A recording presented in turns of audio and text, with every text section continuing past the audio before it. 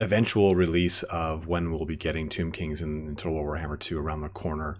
I'm kind of hoping for like a, hey, here's a Halloween launch on it, but we'll see what happens out of Creative Assembly. A lot of the other YouTubers and I have been discussing it, and we think from just the pattern of the way that they've done things before, it should be just kind of right around the corner. But today I want to go in on Grand Hierophant Khatep, the Lich Lord of Khemri, and we're going to talk, as we usually do, we'll do the lore blurb, and we'll go into a little bit about the actual magic items and special rules that Khatep has, and then we'll talk a little bit about the way we would probably see him put into a Total War Warhammer 2 world. So let's start in on this lore blurb.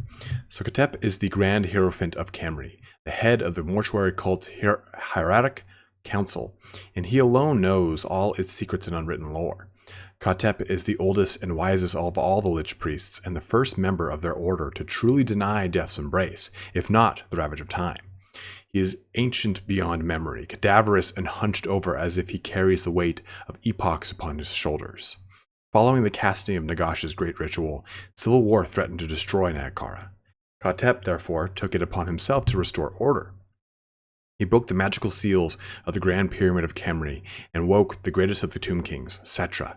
At the end of the mighty incantation, Settra arose and smote any who opposed him. Before long, all bowed their heads to Settra, and though he once more sat upon the throne of Khemri, his wrath was great. Settra was angry foremost with the mortuary cult, believing they had whispered lies about the extent of their powers. In his fury, he exiled Khatep from Khemri, and forbade him to set foot within any of the great cities until such time as he could fulfill the mortuary cult's ancient promise, and reinstate the golden age of Nehekara. Thus Khatep wanders the deserts in search of scrolls, inscriptions, and relics of power that he believes will restore his beloved kingdom to its former glory. Khatep roams the land of the dead to this day, lending his aid to the Tomb Kings when he can. When King Dehekesh of the Mahak battled with the Lizardmen of the south, their ferocity proved too great for his skeletal legions. As reptilian soldiers smashed through ranks of skeletons and towering war statues were hewn by powerful magics, Mahrak stood on the brink of destruction. Then, through a whirling cloud of dust, a single figure appeared, and he intoned a single word that silenced the sorceries of the enemy. This stooped being then raised his copper staff, and across the battlefield, the broken bones of thousands of fallen skeletons were whole again. The lizardmen found themselves surrounded and outnumbered, and the sands were soon awash with their blood. Before King Dehekesh could greet the mysterious stranger, he had vanished back into the dust storm. This and 100 other such tales have been attributed to the Grand Hierophant Khatep, the Lich King of Khemri. So obviously we have a pretty powerful caster lord here. In fact, on his special rules, he is the lore master of the lore of Nehekara, meaning he has all of the spells of that lore. In tabletop, it's a little bit different than it is in Total War Warhammer, where you eventually get access to all the spells. You can pick and choose. In the tabletop, your level of wizardom, Khatep being a level 4 wizard, means that that's how many spells you can choose from. And you typically have a number of spells you can choose from in each lore, and you roll to select those in the tabletop. Obviously, again, in Total War, you just have them all, and you choose which ones you want to bring. So there's clear difference there. So the Lore Master attribute's not going to be huge here. Maybe he'll get some sort of passive bonus to casting the lore of Nehekara, but it's the only lore he knows from a lore perspective, or I guess from a tabletop perspective. But he also, so there's something that in the Tomb King books, one, you have to have someone that counts as the Hierophant, because he has to more or less control, not necessarily control, but be the person who summons about the undead. And the undead in the Tomb Kings are a bit different than they are than the Vampire Council. We'll go into that in a separate video. But there's certain, I guess you could say, not assumptions, but inclinations implied with it. But we'll go into that when we do the grander lore video for all of them as well, because that's coming out here hopefully very soon. I wanted to get it out today, but it just could not happen. But he's got 2 magic items. The Lich Staff. This ancient copper staff is inscribed with the names of all the gods and goddesses in Nehekara, and it grants Khatep mastery of their magical power. So the way that this works in the tabletop is a bit different than anything we'd ever see in Total War Warhammer. You have the ability to cast something with an irresistible force, meaning that it cannot be dispelled. It's also bad for the caster. It's hurtful. You have either a miscaster or irresistible force, both kind of damaging the caster in 8th edition at least. The way it's supposed to work from the tabletop perspective is before you throw the dice to see how the roll itself or the spell itself goes, you declare, oh, I'm going to use the Lich Staff, so whatever the result is, even if it's positive, it has to be rerolled. So I don't see that making a direct translation to Total War Warhammer 2, quite obviously. Maybe it'll do something where it increases your reserves or your regeneration rate of all of your winds of magic, or maybe it'll actually help the recycle rate of your spells. Like maybe you pop it real quick and you get maybe like a 10 winds of magic surge plus a reduction on 30 seconds of all of your spells, or recharging all of your spells for that lore. That'd be something pretty cool, and it'd be something kind of akin to it. But usually items in the Total War Warhammer world, when they make the translation, they also kind of have some sort of additional or ancillary kind of bonuses here and there, like a ward save or something like that. So maybe this would help out with something pertaining to the actual undead around him.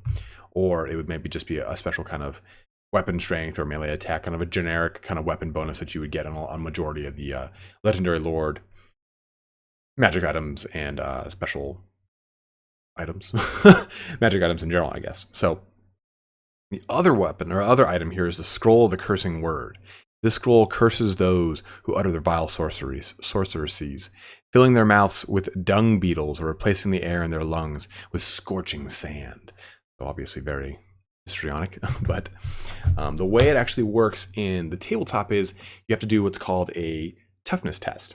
Obviously, again, we don't have that in Total War Warhammer, and I would assume it would just kind of do something like the Destroyer Shield for Malekith, or something where basically it would not the Destroyer Shield, that's Spellbreaker Shield, but still the Destroyer, which is his sword for Malekith, which would maybe incur some sort of miscast on the caster, or a Winds of Magic reduction, or even, which would be really cool, I think, is if you could target a specific caster with this ability, and they would then increase the recast on all, or the recycle, the recharge rate on all of their spells. So even if he hadn't even casted any, it'd be cool to see that, like, oh, okay, he might have all of the spells off of global cooldown. Boom, you cast it. Okay, now they all have 30 more seconds before they can be cast again. So it'd be a really great way to kind of control a fight, especially if you're playing against, say, the vampire counts, where they rely on their invocations and a heck, or they rely on their raised dead abilities, or even if you're playing against a Bretonia, or maybe even High Elves who have their high magic, or the Bretonia with their life magic. I guess High Elves have that too. But the ability to effectively negate a heal from happening by allowing the recharge. That'd be a really cool way. And we've talked a lot about how Tomb Kings are going to need a lot of tools here. They're going to need a lot of things to get the job done, more or less. And the way I look at it is these legendary lords have to be able to break other legendary lords or control the flow of battle one way or another. So they're going to be both hard targets, but they're also going to be extremely beneficial for your army. They have to be that way because of the way tabletop is done. And just because of the way the lore is done. Their units in general, and once we get into that with the larger lore video, aren't anything to write home about intentionally. They have these great war sphinxes, they have all these titans and stuff like that, but their rank and file are nothing special. I mean, their biggest, in between like their monstrously huge things like the war sphinxes and their smallest things like their skeletons, you have the Ushabti, and those things are pretty amazing too. And we'll go into those and how they're a little bit more like crypt horrors with bows, but even more so. I guess more like trolls with bows, probably a better way to describe it. Probably both, now that I think about it, are just completely wrong. My foot is lodged in my mouth right now. But that goes over Khatep here. And I think that he holds a spot as another potential beginning caster lord, right?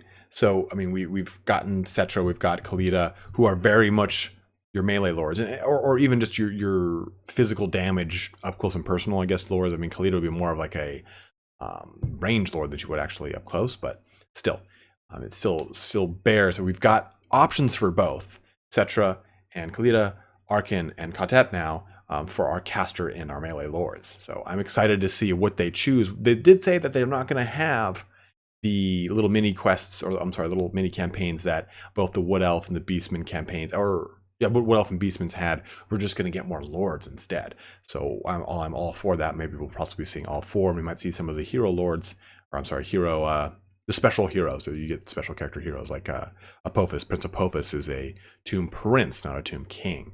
So he's just a hero, a lowly hero, not a lord. But that concludes this video here for today. Hopefully you guys enjoyed it. Do let me know if you have any questions. I'd love to flesh out some more about the lore of these guys.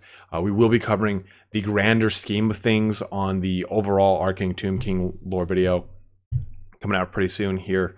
I'm hoping to just kind of do it in conjunction with the launch or the announcement of Tomb Kings. That way it's like, oh, Tomb Kings are out. What about them? And that way a lot of you guys can get a lot of information just right up there and right up close and personal. I mean, I don't have to go digging around for it.